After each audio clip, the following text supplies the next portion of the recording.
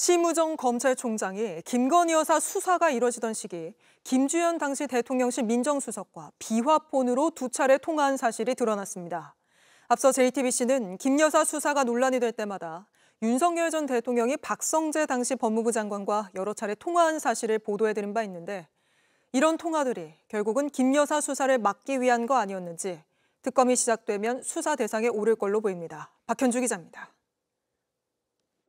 심우정 검찰총장이 지난해 10월 김주현 당시 대통령실 민정수석과 비화폰으로 통화했던 것으로 드러났습니다. 첫 통화는 지난해 10월 10일 심 총장이 김 전 수석에게 12분 32초 동안 통화하며 이루어졌습니다. 다음 날 김 전 수석은 심 총장에게 전화해 통화가 11분 36초간 이어졌습니다. 그로부터 6일 뒤 검찰은 김건희 여사의 도이치모터스 주가 조작 의혹을 무혐의 처분했습니다. 바로 이 시기 명태균 씨는 김 여사의 공천 개입 의혹을 폭로했고 창원지검은 수사에 나섰습니다. 심 총장은 통화한 사실은 인정하면서도 사건 얘기는 하지 않았다는 입장입니다.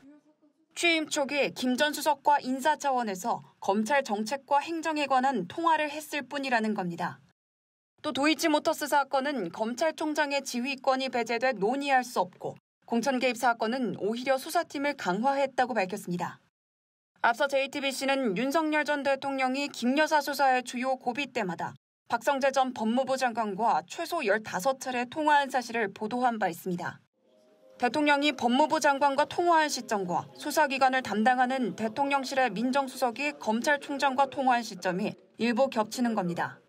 명태균 게이트 수사가 본격화하던 시점에서 윤석열의 두 신복이 비밀리에 무엇을 논의한 것입니까? 김건희 특검을 맡은 민중기 특검의 수사 범위엔 수사 방해 의혹까지 포함됩니다. JTBC 박현주입니다. 이렇게 심우정 검찰총장은 인사차 정책 등에 대해 얘기했을 뿐 사건 얘기는 하지 않았다는 입장입니다. 그런데 인사차 전화를 10분 넘게, 그것도 이례적으로 비화폰으로 했다는 점에서 의문이 커지고 있습니다. 검찰총장도 특검 수사 대상에 오르는 거 아니냐는 전망과 함께 그동안 검찰이 김성훈 전 경호처 차장의 구속영장을 수차례 반려한 것도 이 비화폰 때문인 거 아니냐는 의혹이 나오고 있습니다. 여도현 기자입니다.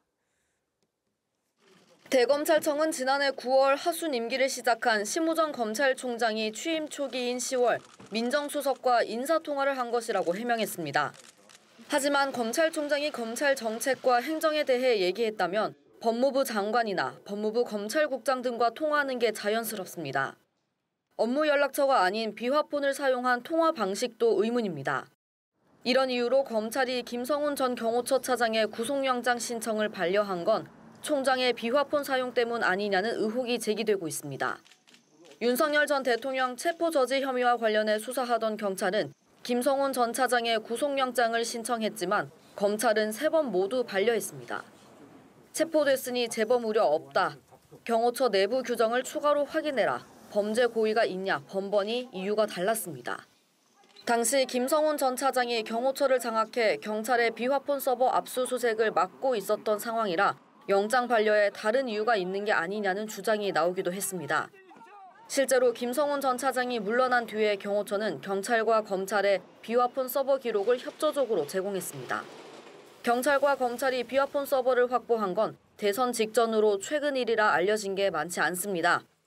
따라서 내란 특검은 검찰총장과 민정수석 통화뿐 아니라 내란 국면의 모든 비화폰 통화를 조사할 가능성이 큽니다.